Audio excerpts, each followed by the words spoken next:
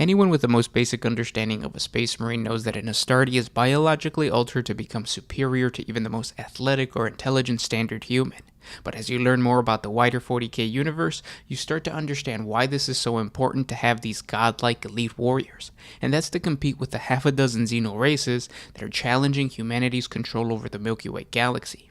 These aliens, at their most basic level, lord over the physical abilities of a mortal man. The Eldar are a perfect example.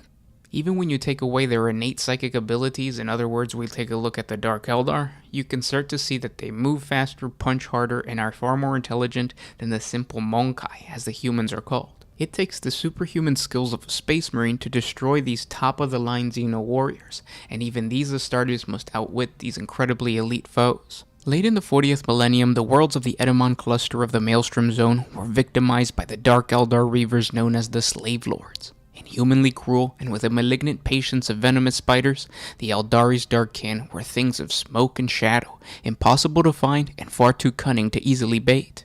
These Dark Eldar Corsairs were driven by the thrill of high-speed raids aboard their Reaver jet bikes. These highly customized skycraft are fitted with dozens of blades that slash their victims as the rider speeds through the enemy. For these Drukhari, it is not enough to carry out acts of mayhem and murder or to soar through the air at overwhelming speeds. These savage sadists must accomplish both at once to have their vile obsession truly sated. Compared to their human prey, the Reavers move as fast as lightning, delivering the killing blow at an obscene rate of speed that fills the rider with pure joy, knowing that many more will die before the first victim hits the ground. Like many Dark Eldar warriors, the Reavers use artificial narcotic stimulants to enhance their performance and capacity for sensation during these raids. These drugged-out Xenos are pure madness on the battlefield.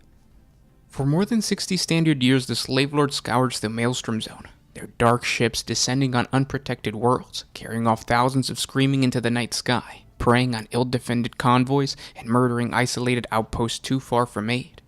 After 60 battle brothers of the Mantis warriors died valiantly in a vain attempt to protect the foremost shrine city of the feudal world of Tranquility II from the Slave Lords, the whole chapter turned their collective will to bring about the Slave Lords' fall.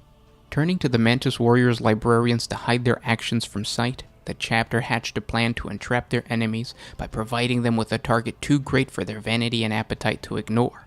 Publicly vowing that Tranquility would be defended at any cost, they posted extra picket vessels in the star system and began to gather the planet's small population in a single city encampment, defended by two forces of Mantis warriors. One was seen and the other concealed beneath the desert sands on which the campus rested. Very soon a series of probing raids from the Dark Eldar occurred on the nearby star system, behind which the chapter's librarians determined a sophisticated pattern designed to tease apart a flaw in Tranquility's defenses, allowing the Reavers to slip through. When news came of a heavy raid on the vital mining colony of Sigard, the Mantis warriors gambled that this was a grand diversionary attack that they had been waiting for. Leaving a skeletal force to defend the million-plus souls now waiting fearfully in the camps, the chapter's warships departed the system. As these empty Mantis warrior strike cruisers giving the appearance of a full chapter response departed the Tranquility system, seemingly from nowhere the twisted dagger-like forms of the Drukhari vessels appeared in the sky. Before them, burning black discs ripped into existence, holes in the fabric of reality from which shark-like skimmers and razor-winged skiffs poured forth and descended onto the encampment, shrieking like creatures of nightmare. With hardened hearts, the Mantis warriors waited in silence as the Drukhari Reavers committed to the attack. Hundreds of refugees died, screaming in the slicing, whisper-thin blades, or were struck down in their droves by storms of hypersonic poison splinters. These martyrs' deaths had brought the enemy within the chapter's grasp, and their trap was sprung. From the desert sands beneath the camp, the Mantis warriors rose up in a vengeful fury to tear their foes from the skies. Elsewhere, hidden in the dune seas of the deep desert, two Cobra-class destroyers, buried more than 7 solar months previously, shook off the covering shroud of sand from the sunken prows and fired their torpedoes at point-blank range into the bellies of the Drukhari ships high above. The torpedo fusion warheads designed for space combat bursted like exploding suns over the arid land.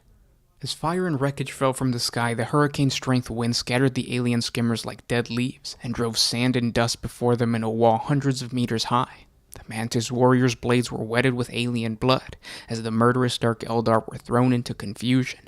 The surviving Drukhari Corsair ships, badly wounded by the surprise attack, struggled to escape Tranquility's orbit, and they abandoned their kin below to their fate, only to be caught and destroyed in the outer system by the returning Mantis Warrior strike cruiser as the last part of the chapter's vicious trap slammed shut. The Mantis Warriors reveled in their revenge, offering no mercy to the blind and broken Xeno enemy, many of whom died not at the hands of the Space Marines, but were brought down by the mobs of desert tribesmen whose terror had been transformed into complete wrath. As the winds finally died away and the fires muted, thousands of human lives had been lost to the Emperor's grace, but the scourge of the slave lords had ended, and the lives of many tens of thousands more had been saved.